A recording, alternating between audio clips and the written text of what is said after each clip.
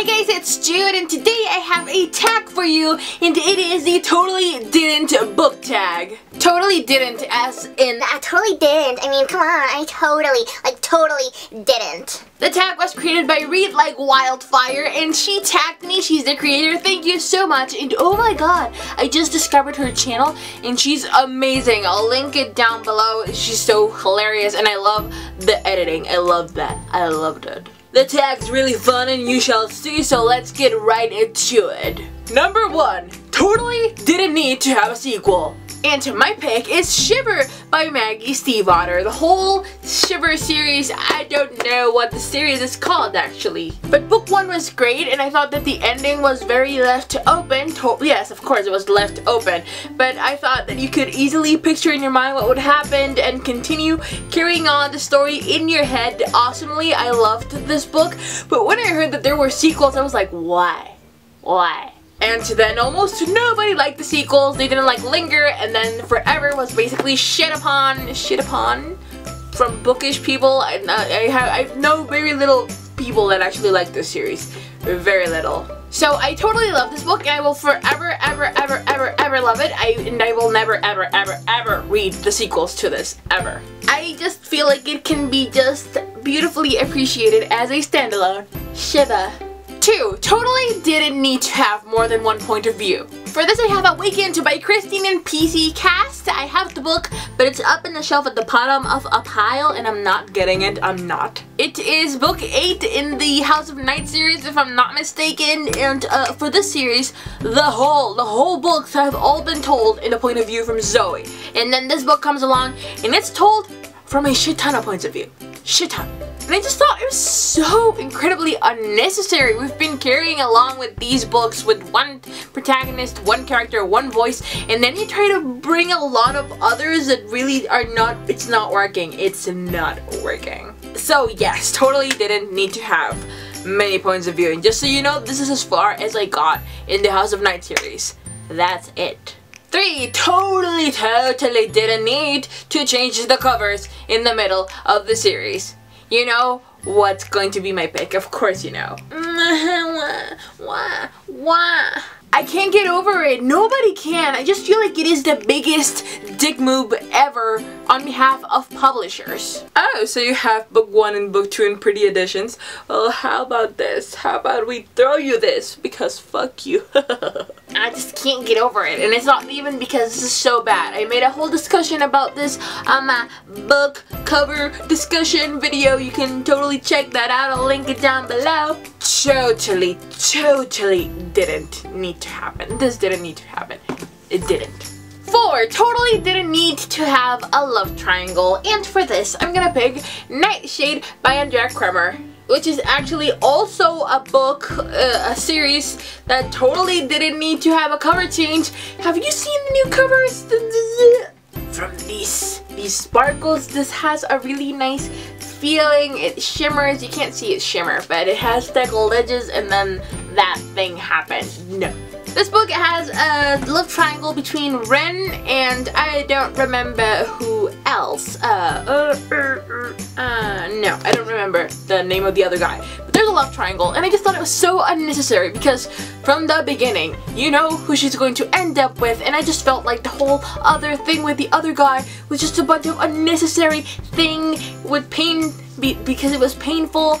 I mean, if a love triangle is going to be painful, at least make it hard to choose. But here, no. It was just another guy being all sad and mopey and wounded and being mistreated by Kala, and I was like, no. So, yes, if love triangles are not convincing, it's just so unnecessary. Like with the Hunger Games, we all know Katniss should have picked Gale. Unnecessary.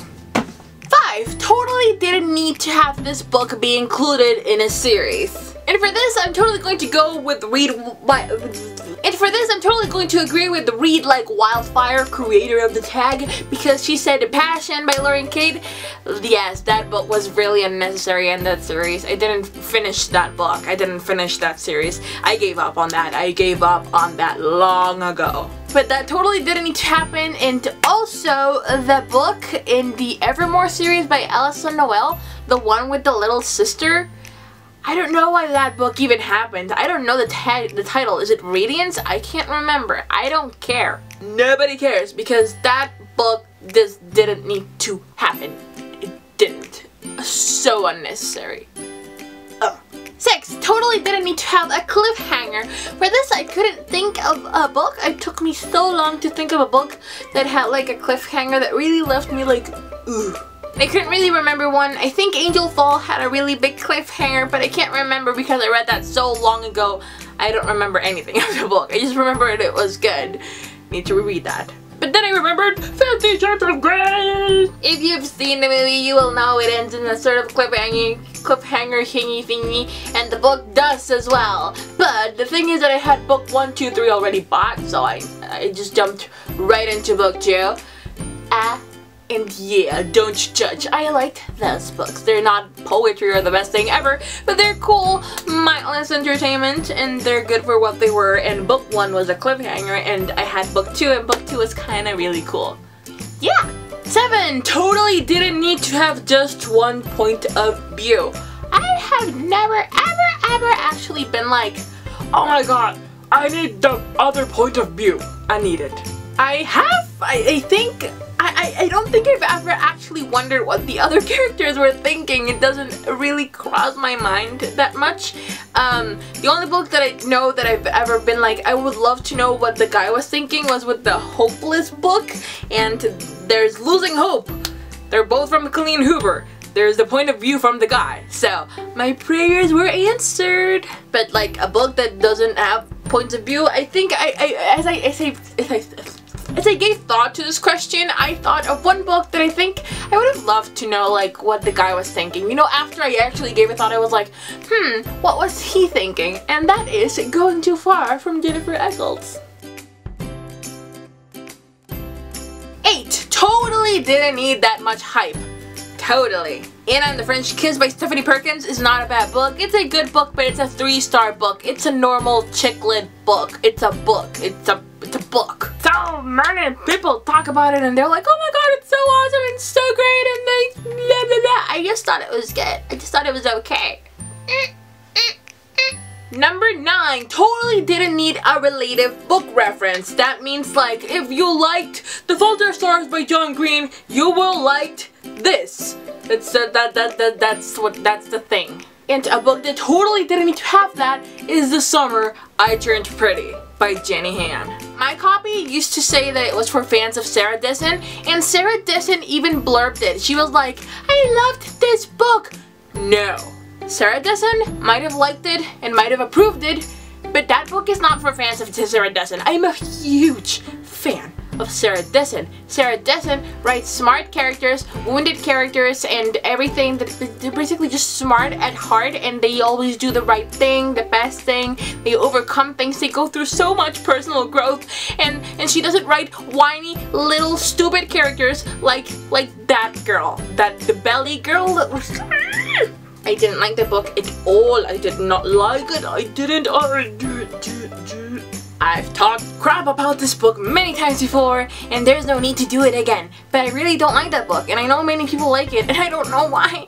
I don't see why. I couldn't stand it. I couldn't. And yeah, moving on. Number 10 totally didn't deserve my time. And that is the Tiger's Curse series by Colleen Houck. I gave that series 2 books. I read 2 books. I gave it my time. It was not worth it. It was not worth it. And I gave it my money, which is worse. It didn't deserve it. It didn't. Shit happens. And that was it for the tag. Thank you so much for watching, and thank you so much to, I don't know your name, Chami Rosialia?